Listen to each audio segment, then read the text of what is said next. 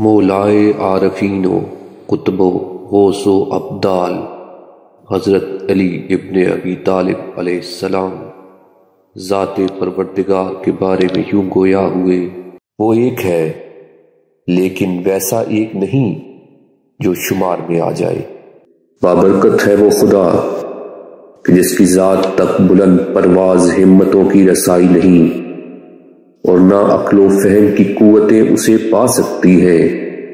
وہ ایسا اول ہے کہ جس کی نہ کوئی ابتدا ہے کہ وہ محدود ہو جائے، اور نہ کوئی اس کا آخر ہے کہ وہاں پہنچ کر ختم ہو جائے۔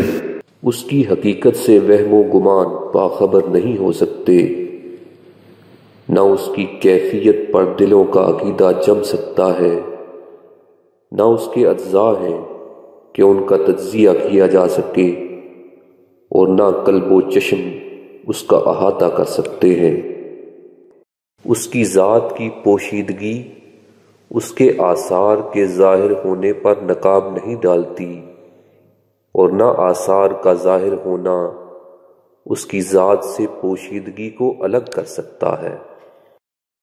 خداوند عالم کو ایک حالت دوسری حالت سے نہیں روکتی، نہ زمانہ اس میں تبدیلی پیدا کرتا ہے، نہ کوئی جگہ اسے گھیرتی ہے، اور نہ زبان اس کی حقیقی تعریف کر سکتی ہے۔ اس خدا کی تعریف جو سب سے پہلے قابل تعریف اور آخر تک قابل عبادت ہے، جو ہر موجود سے بہت قریب ہے، جس کی انتہا اس لیے معلوم نہیں کہ وہ ازلی ہے، اور اس کی اولیت کی کوئی حد نہیں، جو ہستی سے پہلے تھا لیکن محتاج ہست نہیں، جو ہر جگہ موجود ہے مگر مشاہدے میں نہیں۔ وہ اتنا بلند و برتر ہے کہ کوئی چیز اس سے بلند تر نہیں ہو سکتی، اور اتنا قریب سے قریب تر ہے کہ کوئی شے اس سے قریب تر نہیں ہو سکتی۔ اے اللہ، تیرے سوا کوئی معبود نہیں، تمام مخلوق تیرے ہی قبضہ قدرت میں ہے، سب کی تقدیریں تیرے ہی ہاتھ میں ہیں۔ جو کسی کو تیرا شریک مانتا ہے وہ بھی تیرا ہی بندہ عاجز ہے، اور تو ایسا پروردگار ہے کہ تیرا کوئی برابر یا حریف نہیں۔ اے اللہ، تیرے سوا کوئی لائق عبادت نہیں، ہر چیز تیرے لیے گردن جھکائے، اور ہر چیز تجھ تک پہنچنے سے عاجز ہے، اور ہر چیز تیری بارگاہ میں اظہار عاجزی کر رہی ہے۔ یاد رکھو، اگر خدا کے لیے کوئی شریک بھی ہوتا تو اس کے بھی رسول آتے، اور اس کی سلطنت اور حکومت کے آثار دکھائی دیتے، اور اس کے افعال و صفات کا بھی کچھ پتہ ہوتا، لیکن ایسا کچھ بھی نہیں ہے، لہذا خدا ایک ہے۔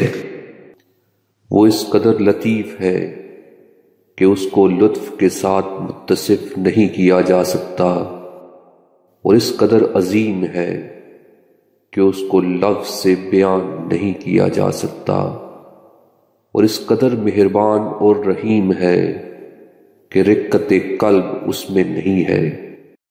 اللہ ان لوگوں کی باتوں سے بہت بلند و برتر ہے جو مخلوقات سے اس کی تشبیہ دیتے ہیں اور اس کے وجود کا انکار کرتے ہیں۔ جس نے ذات الہی کے علاوہ اس کے صفات مانے، اس نے ذات کا کوئی دوسرا ساتھی مان لیا۔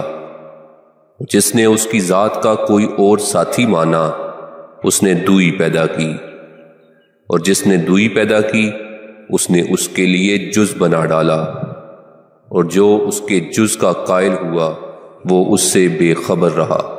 جس نے کہا وہ کیسا ہے، وہ اس کے لیے صفتیں ڈھونڈنے لگا۔ جس نے اس کے لیے صفات تجویز کیے اس نے اس کی حد بندی کر دی، اور جس نے اسے محدود خیال کیا وہ اسے شمار میں آنے والی چیزوں کی قطار میں لے آیا، اور جس نے اسے شمار کے قابل سمجھا اس نے اس کی برتری اور عظمت ہی سے انکار کر دیا۔ وہ اول ہے مگر ہر اول سے جداگانہ انداز میں، وہ دنیا کے فنا کے بعد بھی باقی رہنے والا ہے۔ بندہ پروری اور فائدے عطا کرنے میں سب سے بلند، آسمانوں کی رونق اور دونوں کا موجد اور خالق بے مثال، دونوں کو پیدا کیا مگر کوئی ایسا ستون نہیں جو دکھائی دے۔ جس نے کہا وہ کہاں ہے، اس نے اسے کسی جگہ محدود سمجھ لیا۔ وہ ایسا اول ہے جس کے لیے قبل ہے ہی نہیں کہ کوئی شے اس سے پہلے ہو سکے، اور ایسا آخر ہے کہ جس کے لیے کوئی بعد ہے ہی نہیں تاکہ کوئی چیز اس کے بعد فرض کی جا سکے۔ مجھے تعجب ہے اس پر جو اللہ کے وجود میں شک کرتا ہے، حالانکہ اس کی پیدا کی ہوئی کائنات کو دیکھتا ہے۔ وہ دوسری چیزوں میں سمایا ہوا نہیں ہے کہ کہا جائے وہ ان کے اندر ہے، اور نہ ان چیزوں سے دور ہے کہ کہا جائے کہ وہ ان چیزوں سے الگ ہے۔ وہ ذات ایسی ہے کہ جس میں اس کے وجود کے نشانات اس طرح اس کی شہادت دیتے ہیں کہ زبان سے انکار کرنے والے کا دل بھی قرار کیے بغیر نہیں رہ سکتا۔ وہ سب چیزوں سے اس لیے علیحدہ ہے کہ وہ ان پر اقتدار رکھتا ہے، اور تمام چیزیں اس لیے اس سے جدا ہیں کہ وہ اس کے سامنے جھکی ہوئی ہیں۔ وہ یکتا اور بے مثل ہے، اس لیے کہ اس کا کوئی ساتھی نہیں جس سے وہ مانوس ہو اور جسے کھو کر پریشان ہو جائے۔ وہ بولتا ہے مگر لفظوں کا محتاج نہیں ہے، وہ ہر چیز میں موجود ہے مگر ان کے ساتھ ملا ہوا نہیں ہے، اور ہر چیز سے باہر ہے لیکن ان سے جدا نہیں ہے۔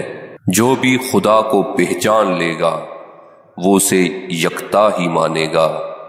آنکھیں اسے کھلم کھلا نہیں دیکھتی مگر دل ایمانی حقیقتوں سے اسے پہچانتے ہیں۔ وہ ہر چیز سے قریب ہے لیکن جسمانی اتصال کے طور پر نہیں، اور ہر شے سے دور ہے مگر الگ نہیں۔ اس کا حکم فیصلہ کن اور حکمت سے پر ہے، اس کی خوشنودی امان اور رحمت ہے۔ وہ اپنے علم سے فیصلہ کرتا ہے اور اپنے حلم سے معاف کرتا ہے۔ وہ گوناگوں چیزوں کا ایجاد کرنے والا ہے، بغیر کسی سوچ بچار کے، اور بغیر طبیعت کی جولانی کے، اور بغیر کسی تجربہ اور بغیر کسی شریک کے، جو ان عجیب و غریب چیزوں کی ایجاد میں اس کا معین و مددگار رہا ہو۔ وہ پیدا کرنے والا ہے، لیکن نہ اس معنی سے کہ اسے حرکت کرنا اور تعاب اٹھانا پڑے۔ وہ سننے والا ہے لیکن نہ کسی عضو کے ذریعہ سے، اور دیکھنے والا ہے نہ اس طرح کہ آنکھیں پھیلائے۔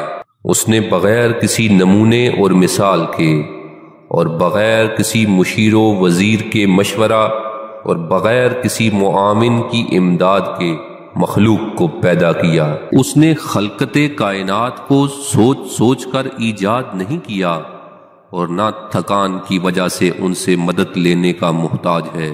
اس نے پہلے پہل خلق کو ایجاد کیا، بغیر کسی فکر کی جولانی کے، اور بغیر کسی تجربہ کے جس سے فائدہ اٹھانے کی ضرورت پڑی ہو۔ جو چیزیں اس نے پیدا کیں ان کا ایک اندازہ رکھا، اور انہیں ان کی سمت پر اس طرح لگایا کہ وہ اپنی آخری منزل کی حدوں سے آگے نہ بڑھیں اور نہ منزل منتہا تک پہنچنے میں کوتاہی کریں۔ جب انہیں اللہ کے ارادے پر چل پڑنے کا حکم دیا گیا تو انہوں نے سرتابی نہیں کی۔ وہ غور و فکر کے بغیر کلام کرنے والا، اور بغیر آمادگی کے قصد و ارادہ کرنے والا، اور بغیر اعضاء کی مدد کے بنانے والا ہے۔ ایجاد و خلق اور تدبیر عالم نے تھکا نہیں دیا اور نہ اپنی مرضی کی چیزوں کے پیدا کرنے سے عاجز ہوا، اور نہ اسے اپنے فیصلوں اور اندازوں میں شبہ لاحق ہوا ہو۔ وہ دل کی نیتوں اور ان کے اندر کے بھیدوں کو جانتا پہچانتا ہے۔ وہ ہر چیز کو گھیرے ہوئے ہے اور ہر چیز پر چھایا ہوا ہے اور ہر چیز پر اس کا زور چلتا ہے۔